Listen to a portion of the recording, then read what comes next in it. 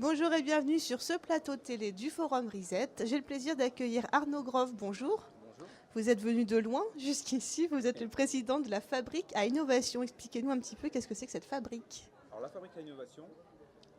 Attendez, je vous allume le micro, vous allez voir. Ça va mieux se passer. Allez-y, Parfait. on Alors, vous écoute. La fabrique à innovation est l'issue un peu d'une dizaine d'années de travaux de recherche qui visent à essayer de comprendre comment on peut améliorer l'efficience de l'innovation produit, comment on peut amener de l'innovation dans nos PME françaises.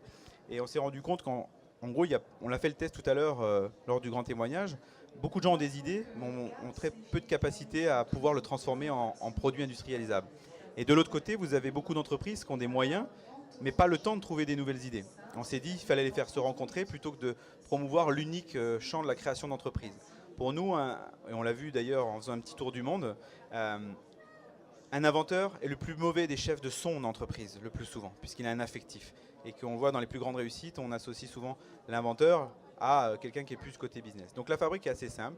C'est une plateforme numérique où des gens peuvent proposer des idées de produits qu'ils veulent développer.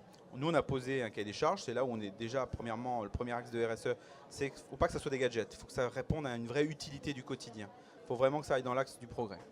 Pendant 40 jours, les autres internautes vont pouvoir critiquer cette idée. Dire elle est bien, elle n'est pas bien. C'est pour éviter le syndrome de l'invention, on va dire, du concours Lépine, c'est-à-dire de l'invention qui ne satisfait qu'une seule personne. Vérifier que ça répond bien à un groupe social étendu.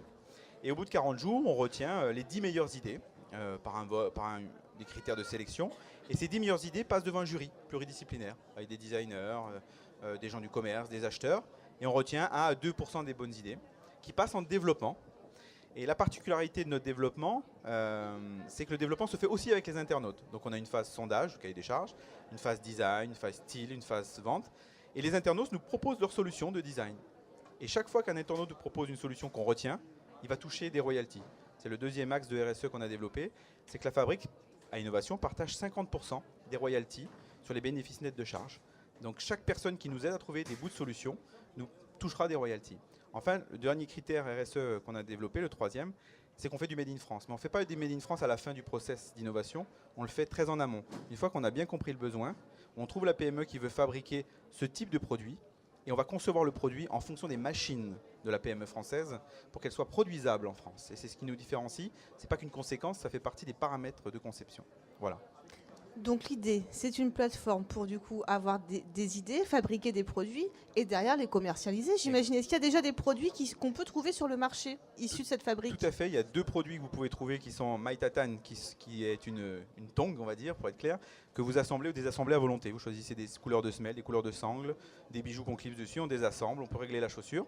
Donc Maitatan est disponible. Vous avez un deuxième produit qui s'appelle le Feel Good, qui est un produit assez simple, qui permet d'éviter que ces fils d'écouteurs s'en mêlent dans son cartable quand on les range et de les tenir lorsqu'on fait du sport et ainsi de suite.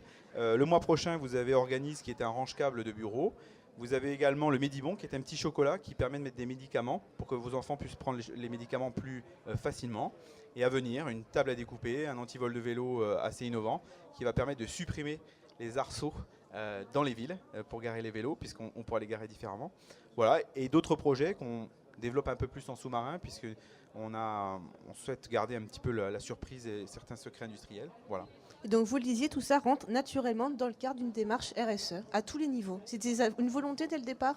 Tout à fait. Alors j'ai eu un grand parcours au CJD, donc la sensibilisation à la performance globale, on l'a à l'origine. Et lorsqu'on cherche on met du sens derrière le mot innovation.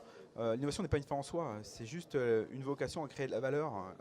Et dans les valeurs, il y a bien sûr la valeur économique qui permet de réinvestir, mais bien sûr cette valeur sociale est pour moi indispensable. Bien sûr la valeur environnementale est intégrée, mais on s'appuie sur nos sous-traitants pour l'intégrer. On essaie de choisir nos sous-traitants par rapport à ces problématiques-là. Ce qui nous préoccupe, c'est surtout la valeur sociale, à savoir la reconnaissance de la diversité. C'est-à-dire qu'aujourd'hui, on fait le pari, et ça marche, qu'en ouvrant la conception à un grand nombre de personnes, la diversité est plus forte que la consanguinité de certaines organisations. Les designs qui gagnent sur notre plateforme ne sont pas forcément des designers diplômés. Pourtant, c'est d'une subtilité, d'une pertinence. À plusieurs, on est plus fort, on va dire, même si on n'a pas le diplôme de telle ou telle école. Donc la diversité, on l'a vraiment reconnue. Ça, c'était le premier leitmotiv. Et le deuxième, c'est le partage équitable. Je crois véritablement, pour se sentir bien et aussi pour se protéger, si on partage équitablement les choses, on est plus fort. Et concernant notamment les copies ou des choses comme ça, il faut se dire que Oui, notre plateforme est copiée en temps réel sur un site d'un huissier pour essayer de nous protéger via des copyrights. Donc tout ce qui se passe est copié. Donc juridiquement, on est un peu protégé. La vraie protection, c'est que quand vous avez 3000 ou 3500 personnes qui supportent une idée, une marque hésitera 2 fois avant de la copier parce que l'impact sur les réseaux sociaux serait vraiment énorme. Donc à plusieurs, on est vraiment plus fort. Et dernier point, justement, ce modèle de collaboration, de partage, pour vous, c'est un véritable modèle d'avenir et surtout un véritable modèle économique? Je vais répondre oui et non. Oui, si on actualise ce modèle. Typiquement, vous voyez, je vous ai parlé de royalty, partage d'argent, la théorie du don contre don de Norbert Alter, sociologue de Paris-Dauphine. J'ai souvent des débats avec des gens qui ne veulent pas parler d'argent ou de partage de richesse dans la notion du collaboratif. Il faut actualiser nos données. On est passé à un stade où collectivement on essaye de faire avancer les choses dans un bien commun, à une phase où on va industrialiser ça. Et il ne faut pas avoir peur de parler d'argent, ça ne va pas, ça va pas impacter les valeurs du partage, puisque derrière vous avez des hommes et des femmes qui vont manager tout ça. C'est d'ailleurs la différence qui s'opère avec certains de nos concurrents, c'est que nous avons essayé d'automatiser au minimum notre plateforme. Puisqu'en face, derrière les ordinateurs, c'est de l'humain, c'est du partage, c'est du don. Donc il faut que ça soit un humain qui manage et qui fasse du community management et non pas des robots. C'est ça la force. Donc comprendre qu'on anime de l'humain, donc ça va demander beaucoup d'efforts de management, beaucoup d'efforts de management. C'est pas un tableau Excel qui le fera. Et 2, il faut partager les gains. Si on n'accepte pas de partager les gains, il y a beaucoup d'entreprises qui nient la valeur d'une idée ou nient la valeur d'une contribution d'une personne qui est en dehors de l'entreprise, ça ne marchera pas. Voilà.